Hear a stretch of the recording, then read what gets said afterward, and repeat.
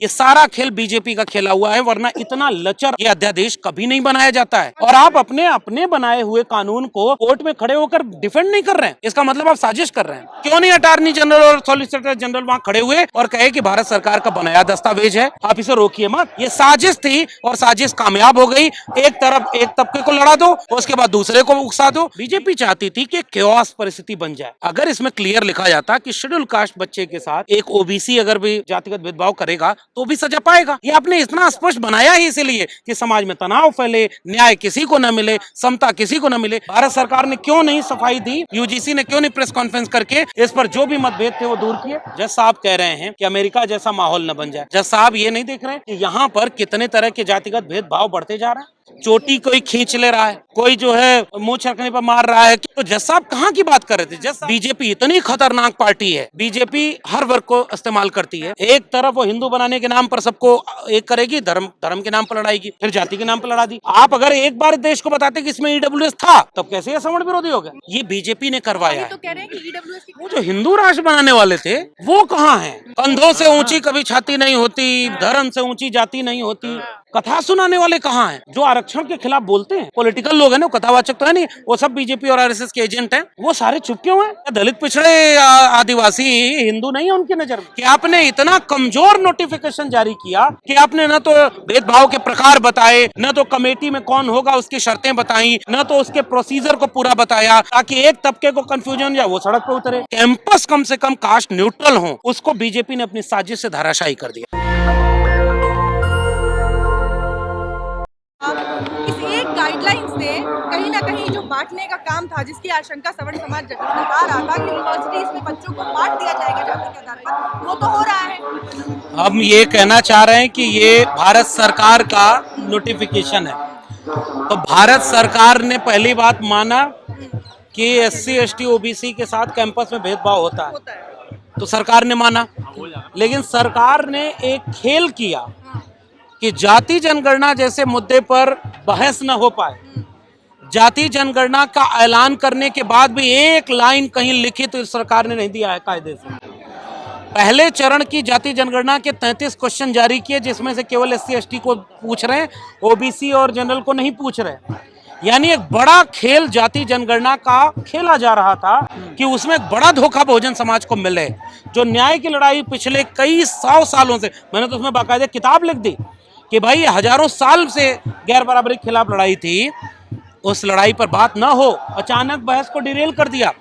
दूसरी तरफ OBC SC ST का दमन बढ़ रहा है, ये बात सुखदेव थोराटेक कमेटी यूजीसी 2007 में बताई गई। 2012 में यूजीसी ने खुद एक कमेटी बना दी। उसके बाद रोहित वेमुला का एक्ट हुआ, उस समय उसकी सांस्थानिक हत्या हुई। फिर उसके बाद डॉक्टर पायल तड़वी 2019, दर्शन सोलंकी 2023, घटनाएं बढ़ती गई। सरकार ने इस देश को बताया कि इस देश के कैंपसेस में एससी एसटी ओबीसी के साथ एट्रोसिटी 118% बढ़ गई। तो ये भारत सरकार कह रही है कि जाति के नाम पर एससी एसटी ओबीसी के साथ भेदभाव बढ़ रहा है। कोर्ट में जब पायल तड़वी और रोहित वेमुला की मां गई तो उस पिटीशन पर 15 जनवरी तक सरकार को कोर्ट ने कहा था, और ये जो मौजूदा सीजेआई हैं ये भी उस बेंच में थे। कोर्ट ने कहा कि 2012 का यूजीसी रेगुलेशन कारगर नहीं है, आप और सख्त नियम बनाइए। और 15 जनवरी उसकी डेट थी, और इस गजट नोटिफिकेशन पे डेट क्या लिखी हुई है? 13 जनवरी। हड़बड़ी में बनाया गया। कोर्ट में जाकर के क्योंकि कोर्ट सख्त हो रहा था, पूछ रहा था कि भाई आपने अब तक क्या कदम उठाए ये बताइए। तो ये साजिश रची गई। एक अच्छा दिखने वाला समता समिति का प्रावधान भाजपा की साजिश की भेंट चढ़ गया। पहला उदाहरण मैंने दिया कि जाति जनगणना से मुद्दा भटका दो, क्योंकि अगर जाति जनगणना इस देश में हुई रहती तो आंकड़ों पर बात होती ना, धारणाओं पर नहीं ना होती कि किसके खिलाफ कौन है, कौन विश्वविद्यालय में बैठा है, कौन जुडिशरी में है, कौन मीडिया में है, आंकड़े देश को पता नहीं। अब एक आखिरी बात कि इसकी हड़बड़ी इसलिए भी साबित होती है कि आपने इतना कमजोर नोटिफिकेशन जारी किया कि आपने न तो भेदभाव के प्रकार बताए, न तो कमेटी में कौन होगा उसकी शर्तें बताई, न तो उसके प्रोसीजर को पूरा बताया, ताकि एक तबके को कंफ्यूजन या वो सड़क पर उतरे। फिर उसके बाद आप कोर्ट में जब ये सुनवाई हुई तो भारत सरकार ने अपने दस्तावेज को डिफेंड क्यों नहीं किया? क्यों नहीं अटॉर्नी जनरल और सॉलिसिटर जनरल वहां खड़े हुए और कहे कि भारत सरकार का बनाया दस्तावेज है, आप इसे रोकिए मत, आप हमें 24 घंटे का समय दे दीजिए, 1 हफ्ते का समय दे दीजिए, हम इस पर जो आप कह रहे हैं स्पष्टीकरण दे देंगे। 10 दिन आंदोलन होता रहा, भारत सरकार ने क्यों नहीं सफाई दी? यूजीसी ने क्यों नहीं प्रेस कॉन्फ्रेंस करके इस पर जो भी मतभेद थे वो दूर किए? ये साजिश थी और साजिश कामयाब हो गई। एक तरफ एक तबके को लड़ा दो, उसके बाद दूसरे को उकसा दो। बीजेपी यही चाह रही है, इसलिए इस साजिश को हम बेनकाब कर कहना है कि इस पूरे मामले पर जिम्मेदार अगर कोई है तो वो सिर्फ सरकार है, उनकी जो कमेटी है जो बनाई गई थी वो जिम्मेदार है, और सुप्रीम कोर्ट जिस पर ये इल्जाम लगाया जा रहा है कि पहली ही हियरिंग में बिना दूसरे पक्ष को सुने उन्होंने स्टे दे दिया, उनकी भूमिका कितनी है सर? और लड्डू बांटे गए।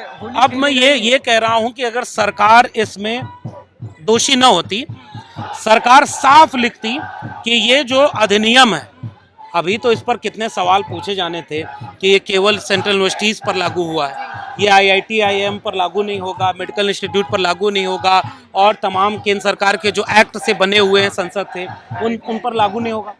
तो दर्शन सोलंकी तो आईआईटी का लड़का था, पायल तड़वी तो मेडिकल की स्टूडेंट थी, और जातिगत उत्पीड़न हो रहा है, सब में हो रहा है। तो एक तो ये अधूरा था। अगर सरकार की मंशा न्याय देने की होती तो अगर उसने, जो सुप्रीम कोर्ट में बहस हुई, 5वें पॉइंट में भेदभाव में सबको शामिल कर लिया, जाति, धर्म, लिंग, नस्ल, दिव्यांगता, तो तीसरे क्लॉज में केवल जाति आधारित भेदभाव को लिखा। तो भाई एक एक क्लॉज सबके लिए लिख देना चाहिए था ना, कि महिला के लिए उत्पीड़न भी होगा तो होगा। और मैं तो एक बात और कह रहा हूं कि कितनी बड़ी साजिश रची गई। मैं 14 साल प्रोफेसर रहा दिल्ली यूनिवर्सिटी में। उस साजिश में क्या हुआ कि आपके पूरे विश्वविद्यालय में एक डिसिप्लिनरी कमेटी होती है, हर कैंपस में होती है, एक डिसिप्लिनरी कमेटी होती है, एक प्रोक्टोरियल बोर्ड होता है, एक जो है कंप्लेन कमेटी होती है। किसी भी विद्यार्थी के साथ कोई भी गड़बड़ होगा तो न्याय मिलेगा, लेकिन फिर भी महिलाओं के लिए एक अलग कमेटी बनती है ना, क्योंकि आप ये मानते हैं कि पुरुषों के वर्चस्व या झुकाव वाली कमेटियों में महिला को न्याय नहीं मिलेगा। तो women cell, equal opportunity cell, और उसके बाद जेंडर सेंसिटिव सेल, ये सारा बनता है ना। तो महिला की तरह ही इस देश में जब शेड्यूल कास्ट, शेड्यूल ट्राइब को ये पाया गया कि जिन कमेटीज में उनके लोग नहीं होंगे वहां उनको न्याय मिलने की गुंजाइश नहीं है, तो उसके लिए 2012 का रेगुलेशन बना था। तो आपने माना था ना, तो आप क्यों नहीं इसको स्पष्ट किए? बीजेपी सरकार की साजिश थी। आप जाति आधारित भेदभाव को क्यों नहीं स्पष्ट करके देश को बताए कि अगर एससी, एसटी, ओबीसी तीनों एक साथ लिखा है तो इसका अर्थ कतई नहीं है कि ओबीसी अगर शोषण करेगा तो उस पर कोई कार्रवाई नहीं होगी। एक भी नहीं है, ये गवर्नमेंट की साजिश थी बीजेपी की। बीजेपी चाहती थी कि केओस परिस्थिति बन जाए। अगर इसमें क्लियर लिखा जाता कि शेड्यूल कास्ट बच्चे के साथ एक ओबीसी अगर भी जातिगत भेदभाव करेगा तो भी सजा पाएगा, जो कि इसका मतलब भी है। अगर एक अति पिछड़े के साथ एक पिछड़े समुदाय का व्यक्ति करेगा तो वो भी सजा पाएगा। आप महिला वाला क्लॉज अलग से जोड़ते और उसमें लिखते कि महिला के साथ कोई भी एससी, एसटी, ओबीसी, जनरल कोई भी भेदभाव करेगा तो सजा मिलेगी। ये आपने इतना स्पष्ट बनाया ही इसीलिए कि समाज में तनाव फैले, न्याय किसी को न मिले, समता किसी को न मिले। और एक बहुत बड़ी उम्मीद मंडल आंदोलन के बाद कि कैंपस कम से कम कास्ट न्यूट्रल हो, उसको बीजेपी ने अपनी साजिश से धराशायी कर दिया है। तो मतलब कुल मिलाकर आप ये कहना चाहते हैं कि सवर्ण वर्ग जो विरोध कर रहा था उनको इस विरोध का आधार दिया गया था और इस आधार पर ही वो विरोध कर रहे थे। उसका आधार तो एससी, एसटी, ओबीसी को भी उन्होंने दे दिया है। अब तो अब कल को वो समाज अगर उतर जाए सड़क पर तो क्या करेंगे? और लोग उतरेंगे। उस समाज को क्या आपने ये नहीं बता दिया कि जो उनकी उम्मीद थी, उनके बच्चे जब इस विश्वविद्यालय में आए, विश्वविद्यालय में कोई प्रोफेसर ऐसे ही बोल दे रहे तुम कोटे वाले हो क्या, तो ये इसका क्या होगा? आरक्षण के ऊपर टिप्पणी, उसके जाति के ऊपर टिप्पणी, ये सब आपने इसमें लिखा ही नहीं। तो एक तरफ आप पहले जो ताकतवर समूह था उसने मीडिया में नैरेटिव बना दिया, क्योंकि मीडिया में भी उनके लोग थे और ये भारत सरकार बताती है 121 लोगों में से मीडिया में एक भी दलित आदिवासी नहीं है, एक आध ओबीसी है। तो आपने नैरेटिव बना दिया। ये सारा खेल बीजेपी का खेला हुआ है, वरना इतना लचर ये अध्यादेश कभी नहीं बनाया जाता है। और आप अपने बनाए हुए कानून को कोर्ट में खड़े होकर डिफेंड नहीं कर रहे हैं, इसका मतलब आप साजिश कर रहे हैं।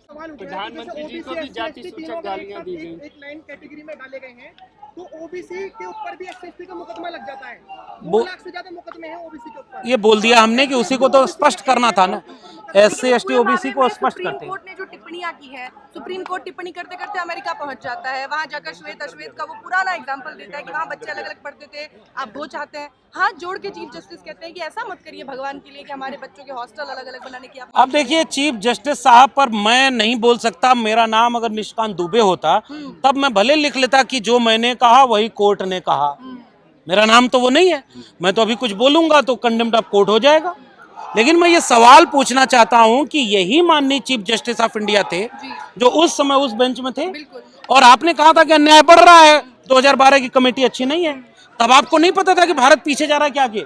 रोहित वेमुला किसकी वजह से सांस्थानिक हत्या हुई? और आज भी देश के विश्वविद्यालयों में जो हो रहा है वो तो बढ़ता है। मैंने प्रोफेसर की डायरी लिख करके बाकायदे की बात बताई है, मैंने वो किताब रोहित वेमुला को समर्पित की थी। एक अच्छी मंशा से न्याय होने की बात होती। जज साहब कह रहे हैं कि अमेरिका जैसा माहौल न बन जाए। जज साहब ये नहीं देख रहे कि यहाँ पर कितने तरह के जातिगत भेदभाव बढ़ते जा रहे हैं। चोटी कोई खींच ले रहा है, कोई जो है मुंह छरकने पर मार रहा है, कोई भी है। भारत सरकार आंकड़े देती है। उत्तर प्रदेश जैसे इसमें नंबर 1 है SC ST OBC पर अत्याचार में, महिलाओं पर अत्याचार में। तो जज साहब कहाँ की बात कर रहे थे? जज साहब कह रहे हैं अंतरजातीय विवाह होने लगे हैं। कैंपस हॉस्टल बनाने का प्रावधान कहाँ लिखा है इसमें बता दें? इसमें कहां पर लिखा था कि हॉस्टल बनाने का प्रावधान? और एक बात मैं बता दूं पूरे बहुजन समाज से, जिस तर्क से कोर्ट में यह बात की गई कि कास्ट बेस्ड डिस्क्रिमिनेशन वाला क्लॉज आर्टिकल 14 आर्टिकल 15 का विरोध करता है, तो अगर ये रद्द हो गया न्यायपालिका में, भी तो 2 महीने का समय है, सरकार देखना है क्या करेगी। कल को ये कह देंगे कि SC ST OBC को मिलने वाला आरक्षण भी तो भेदभाव पर है, क्योंकि जाति के आधार पर सवर्ण को आरक्षण नहीं मिलता। मंडल कमीशन की रिपोर्ट कहती है कि समानता केवल समान लोगों में हो सकती है। असमान लोगों के लिए समान नीति बनाना असमानता को स्थिरता प्रदान करना है। तो जो लॉजिक इसमें दिए जा रहे हैं, आप कह रहे हैं अंतरजातीय विवाह हो रहा है, तो अभी अंतरजातीय विवाह में पिछले 1 साल में आप देख लीजिए कितनी जगह पे ऑनर किलिंग हो गई। जो सब कहाँ खड़े, 5% से भी ज्यादा अंतरजातीय विवाह एक सवाल राजनेताओं से भी किया जाना चाहिए। सुप्रीम कोर्ट पर टिप्पणी तमाम लोग कर रहे हैं, लेकिन जो राजनेता ठेका लिए बैठे रहते हैं बहुजन समाज का, PDA का नारा दिया जाता है, इस तरीके के जो ठेकेदार बने बैठे रहते हैं, इस मामले पर उन्होंने क्यों चुप्पी साध ली है? और बड़ा ही सटल सा जवाब देकर वो निकल जाते हैं कि सुप्रीम कोर्ट ने जो किया हम उसका सम्मान करते हैं, उसका स्वागत करते हैं। अखिलेश यादव जी का एक बात मैं चिंतित ज्यादा बड़ा इससे हूँ कि राजनेता का क्या है, देखिए भाई वो चुनाव लड़ने जाएगा, जनता उससे नाराज होगी, सबक सिखा देगी। वो जो हिंदू राष्ट्र बनाने वाले थे वो कहाँ हैं? सर, कंधों से ऊंची कभी छाती नहीं होती, धर्म से ऊंची जाति नहीं होती। कथा सुनाने वाले कहाँ हैं जो आरक्षण के खिलाफ बोलते हैं? मतलब धर्म की कथा कहते हो तो उसमें आरक्षण खिलाफ क्यों बोलते हो? बोलते हैं ना वो लोग, पॉलिटिकल लोग हैं ना, कथावाचक तो है नहीं, वो सब बीजेपी और RSS के एजेंट हैं। वो सारे चुप क्यों हैं? क्या दलित पिछड़े आदिवासी हिंदू नहीं है उनकी नजर में? तब तो भाई अच्छा है, देश के दलित पिछड़े आदिवासी समझेंगे। वो जो गिरिराज सिंह ने एक ट्वीट किया कि सनातन को बांटने की जो कोशिश उन्हीं की सरकार कर रही थी, ये गिरिराज सिंह ने लिखा, ये उन्हीं की सरकार कर रही थी सनातन को बांटने की कोशिश। लेकिन SC ST OBC को उन्होंने एक पैगाम दे दिया कि कौन उनके साथ है नहीं। पॉलिटिकल लोगों पर मेरी समझदारी केवल ये है कि 2 अप्रैल का भारत बंद जब आपने किया तो कोर्ट की तरफ से आदेश आया था, SC ST atrocity prevention act के कमजोर किया गया था।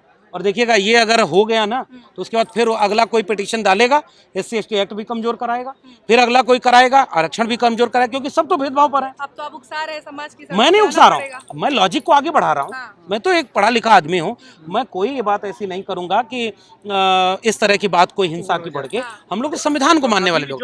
मैं क्या एक बात कह दूं कि 2 अप्रैल का भारत बंद जब हुआ तो पॉलिटिकल पार्टियों ने नहीं किया, और बहुजन समाज उसे शान से कहता है कि हमारे समाज के ऊपर अन्याय अत्याचार हुआ तो हम सड़क पर उतरे। बाद में पॉलिटिकल पार्टियों ने साथ दिया, लेकिन उससे बहुजन समाज को यह भी सबक लेना चाहिए कि उन पर जिन पे मुकदमे हुए, जिन पर हमले हुए, उनको न्याय मिलने में कितनी परेशानी है। इसलिए कोई भी लड़ाई आप लड़ेंगे तो आप बहुत सजग रहिएगा। आप प्रधानमंत्री को जाति के नाम पर गाली देकर के बच जाएं, आप हिम्मत हो तो करके दिखा दीजिए। यही कार्यक्रम था, पुलिस एकदम आके खड़ी हो गई कि बंद करो, हटाओ ये सब।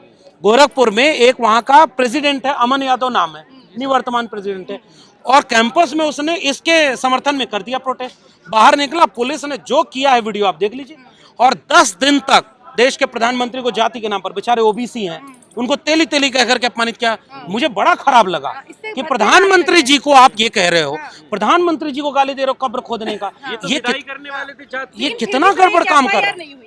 एक व्यक्ति पर टीवी डिबेट नहीं हुई, हाँ। एक व्यक्ति पर पुलिस ने मुकदमा नहीं किया, एक व्यक्ति को पुलिस ने गाली देकर के पकड़ा नहीं। अभी अगर ये लोग बहुजन समाज के लोग अगर करेंगे प्रोटेस्ट तो सजग रहना, ये सारी यही पुलिस है, यही मीडिया है।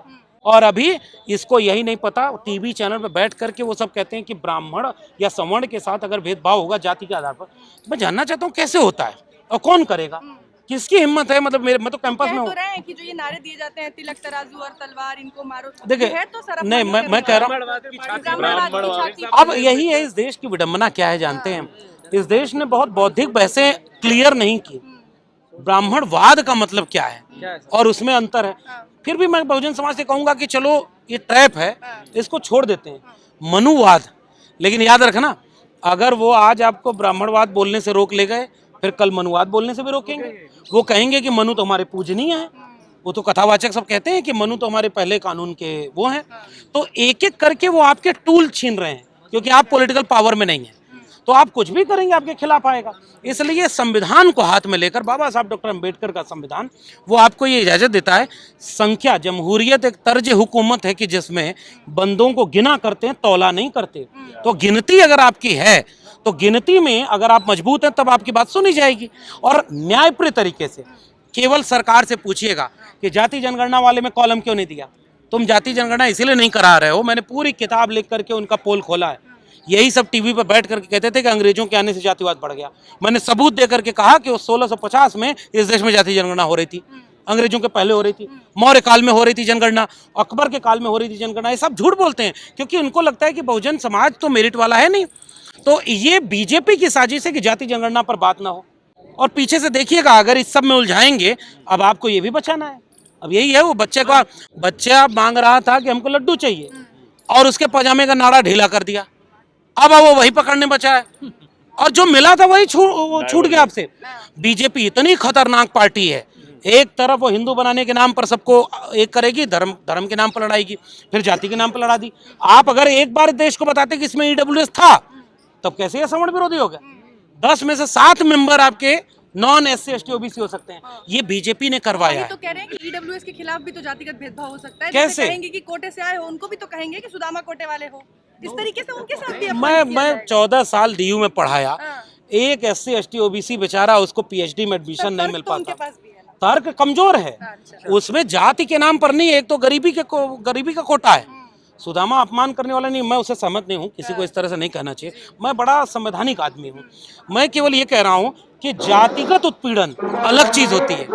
जातिगत उत्पीड़न की बात इसमें लिखी हुई है ना, क्लॉज लिखा हुआ है कि जाति आधारित भेदभाव, तो जाति आधारित भेदभाव तो नहीं। बाकी के लिए प्रोक्टोरियल बोर्ड बना है, कमेटीज बनी है, आपको वहां न्याय मिलेगा और इसमें एमिकस क्यूरी है, आप न्याय दे सकते हैं। लेकिन बीजेपी की साजिश बहुत बड़ी है और इतनी बड़ी साजिश को रोकने के लिए एकजुटता की जरूरत है, बड़ी लड़ाई की जरूरत है, जो संवैधानिक उसूलों पर चल करके जाति जनगणना के मूल सवाल पर लौटे।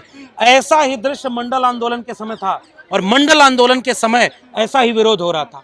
अब देखना यह है कि मंडल वाली ताकतें आज कहां खड़ी में ओबीसी था, अब भी सेंटर वर्सेस सवर्ण, ओबीसी वर्सेस सवर्ण है। हर बार ओबीसी रहता है सेंटर में, उसके बाद भी ओबीसी समाज को जब आना होता है आगे, उन्हें समझने की जरूरत होती है, वो कहाँ गायब हो जाता है? असल में बांटा गया, जिन्होंने बांटा उन्होंने जातियों को जातियों से लड़ा दिया, उन्होंने बहुत सारी चीजें उलझा दी हैं। हमारे जैसे लोग एक कोशिश करते हैं कि एक बहुत गंभीर सवाल अगर है तो वो मुद्दे से भटके ना, क्योंकि टेलीविजन चैनल रोज इसको मुद्दे से भटका रहा है। और दूसरी तरफ वो ये भी कोशिश कर रहा है कि एक समुदाय को दूसरे समुदाय से लड़ा दे।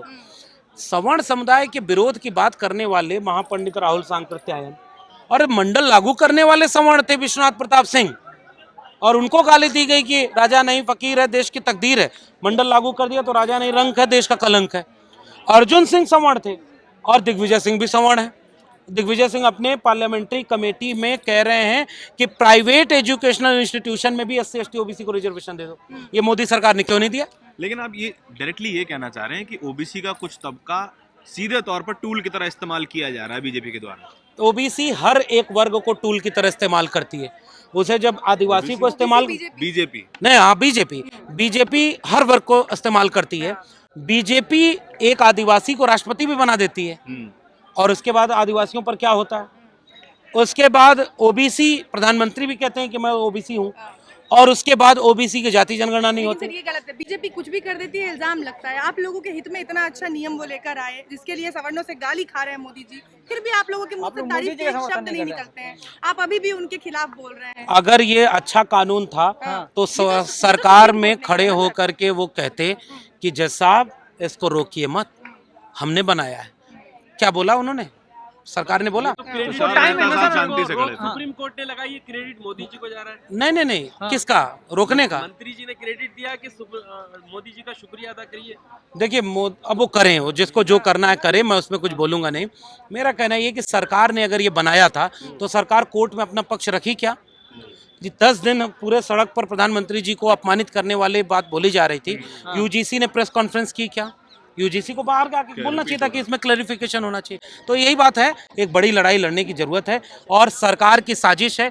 जाति जनगणना कराने के बाद ही ये मुद्दा सुलझेगा और मंडल आंदोलन की तरह इस देश के हर एक व्यक्ति को न्याय और समता के पक्ष में खड़ा होना होगा। हम किसी के खिलाफ ये लड़ाई नहीं लड़ रहे हैं, अन्याय और भेदभाव के खिलाफ लड़ रहे हैं। नेशनल दस्तक की आपसे गुजारिश है कि अगर इसको बचाना चाहते हैं तो नेशनल दस्तक को सब्सक्राइब करने के लिए रेड कलर के सब्सक्राइब बटन को दबाएं, फिर बेल आइकन की घंटी दबाएं।